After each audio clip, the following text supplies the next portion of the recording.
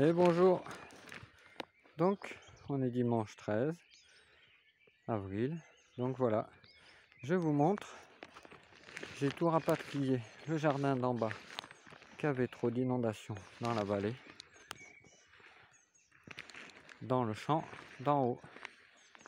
Donc vous voyez, j'ai ramené, les paysagistes m'ont ramené énormément de tas de déchets verts. Donc c'était non broyé. Donc voilà, c'est du tout venant des camions de déchets verts. Donc j'ai eu l'équivalent de plus de 40 camions étalés dans le champ, que j'ai dû étaler moi-même, défaire les tas, et j'ai passé plusieurs fois le girobroyeur dessus en enlevant tout ce qui est gros bois. Donc vous voyez tout le pré, j'ai mis du broyat. Là c'est une parcelle de pommes de terre où il me restait plein de tas de feuilles aussi qui m'avaient livré, donc j'ai étalé dessus. C'est du tout venant, des laurières, de tout pour pailler la parcelle de pommes de terre là.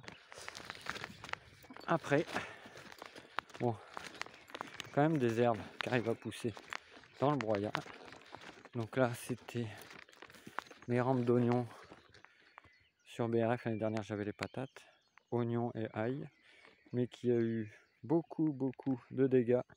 J'avais semé en novembre, planté en novembre, sauf que j'ai mis du BRF dessus, sauf que les oiseaux, vous voyez tous les trous là, ça c'est les oiseaux qui viennent gratter. Donc avec le froid et le grattage d'oiseaux, j'avais perdu énormément d'oignons. Donc j'ai dû en remettre au milieu. Vous voyez, des plus jeunes, des petits oignons. Voilà, pour boucher les trous. Vous voyez là, il y a un peu d'ail. Là-bas, pareil, de l'ail, de l'oignon, tout sur BRF. Voilà, un peu d'ail. J'ai quand même, il me reste des oignons. Pourtant, j'ai eu énormément de dégâts. Le gel aussi, qui me les avait détruits. Donc là, encore les oignons, des échalotes qui se sont un peu enherbées. Là, j'avais semé de la mâche. On voit plus les oignons. Et là, comme je vous disais, la zone avec du BRF. Alors j'ai déjà posé les bâches, parce que j'ai 10 cm de matière minimum dessous, à force de passer le girobroyeur. J'ai fait une espèce de mulch, donc j'ai déjà mis les bâches. Ce sera les tomates, il y aura des courges, il y aura les melons, les pastèques. Donc ça donne quand même un bon résultat. Les déchets verts et le girobroyeur, regardez-moi ça. Il y a une couche. Là, je suis à la terre, mais j'ai une couche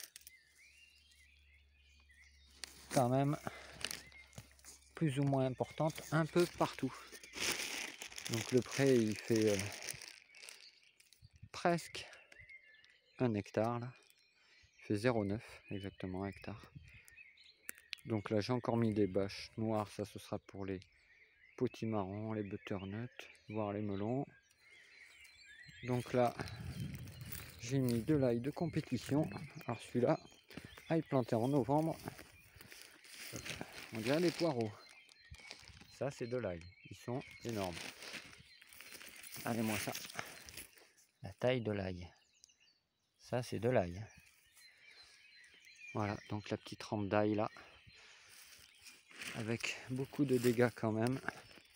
Au niveau des oignons qu'il y a derrière. Il y a des gros trous. Bon, il y en a quand même qui ont survécu. Je les avais mis un peu tôt en novembre. C'est un peu tôt ici, il fait froid. Là, il tient, mais pas les oignons. Donc j'en ai quand même, mais il y a beaucoup de trous.